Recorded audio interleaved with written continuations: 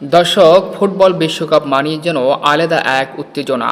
আর সেই উত্তেজনা আরও কয়েক গুণ বেড়ে যায় যখন মাঠে নামে বর্তমান বিশ্ব চ্যাম্পিয়ন আর্জেন্টিনা।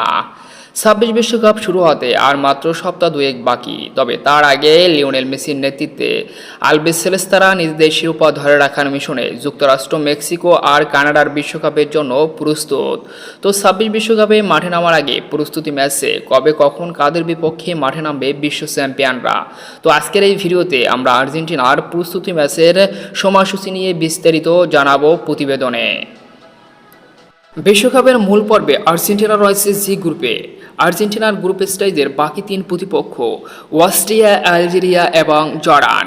একটু ভালো করে দেখলে বোঝা যাবে গ্রুপটি মোটামুটি ব্যালেন্স এবং প্রতিটি দলই আর্জেন্টিনাকে চ্যালেঞ্জ জানাতে প্রস্তুত।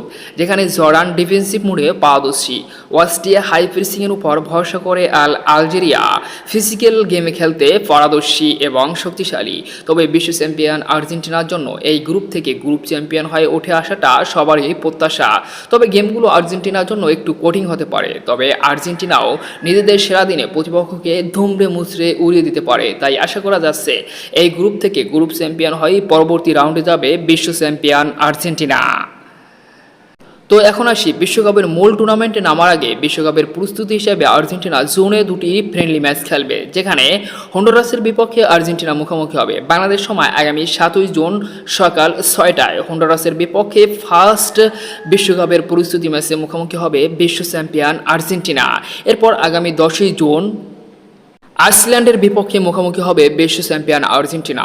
আর এই দু ম্যাচের মধ্য দিয়ে বিশ্বকাপের মূল পর্বের প্রস্তুতি সেরে নেবে লিওনেল মেসির নেতৃত্বে আলবিসেলেস্তারা। তো সম্মানিত দর্শক বন্ধুরা, আর্জেন্টিনা কি পারবে নিজেদের টানা দ্বিতীয়বার বিশ্ব জয় করে সেই রেকর্ডটা নিজেদের দখলে নিতে? অবশ্যই কমেন্টসে আপনার মূল্যবান মতামত জানিয়ে দিন।